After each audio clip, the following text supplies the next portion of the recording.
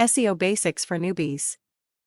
It's no secret that search engine optimization, SEO, is one of the powerful tools on internet marketing. If you already have your website or you are about to make one of the first steps you should make is to make sure it is optimized for the search engines, especially Google.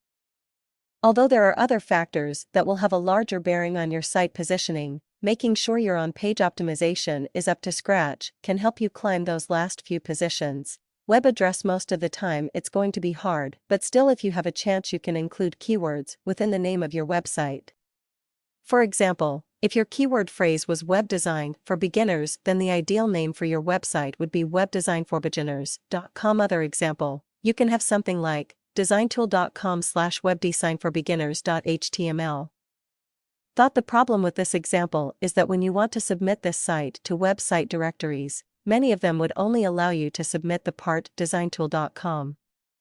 Just want to make that clear. It's very important to know how important the title and other on-page factors on your site are. Once you see your site on the third or fourth page of Google, changing some very basic things on your actual web page will make you jump sky high above the others. Keep in mind that there is a huge financial difference between being on first page of Google and being on 2nd. Title and the title tag towards the top of your code. You need to make sure that the keywords you want your website to be searched for are in your title. Keep in mind that the more words you give to your title, the less attention Google will give to each word. So avoid the mistake of stuffing too many words at the early stage of your website. For example, if you want to be on the first page of Google with the term design for beginners, then just have that term rather than something like check out my website to learn design for beginners and Photoshop secrets. Meta tags. It's debatable how much weight these really carry. You really want to stuff as many words related to the topic as you can so they at least feature somewhere in your site heading. H1 style. It's really important to have heading 1, H1 tag, towards the top of your page. Also, this should include your keywords which you are targeting.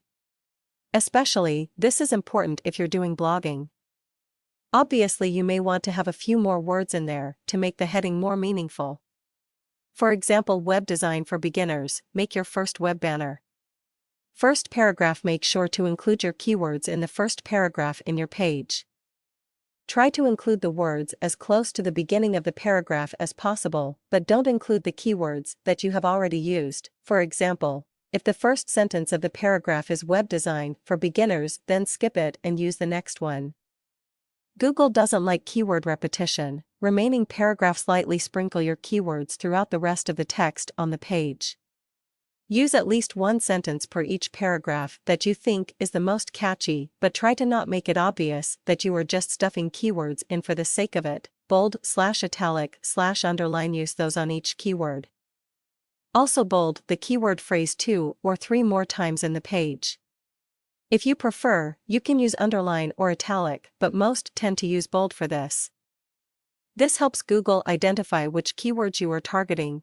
Images: it is strongly recommended that you put several images into your blog/page. They always catch users' attention. If they see an image straight away which specifically relates to what they were searching for, it makes a mental connection with them.